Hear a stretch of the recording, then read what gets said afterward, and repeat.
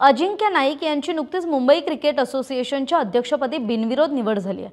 खरं तर या पदासाठी भाजप आमदार प्रसाद लाड, जितेंद्र आव्हाड जे पवारांच्या पक्षाचे आहेत, शिवसेना उद्धव बाळासाहेब ठाकरे पक्षाचे विधान परिषदेचे आमदार मिलिंद नार्वेकर यांच्यासह अनेक जण खरं तर अध्यक्षपदाच्या शर्यतीत होते। पण ज्यावेळी उमेदवारी अर्ज मागे घेण्याची वेळ आली त्या क्षणी अनेकांनी उमेदवारी अर्ज मागे घेतले आणि मग अजिंक्य नाईक यांची बिनविरोध अध्यक्ष म्हणून नियुक्ती झाली।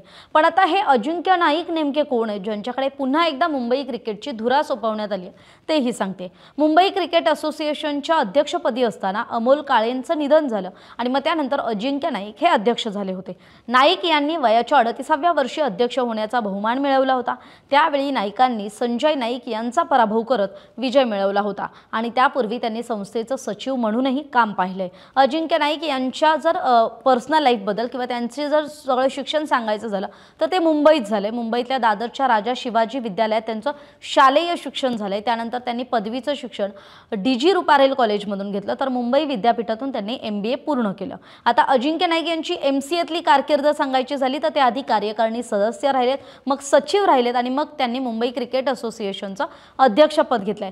त्यामुळे अजिंक्य नाईक हे मुंबई क्रिकेटला आता पुढे कशी नवी दिशा देतात हे पाहणं महत्त्वाचं असणार आहे। आपल्याला ही माहितीपर वाटली असेल तर जास्तीत जास्त शेअर करायला विसरू नका।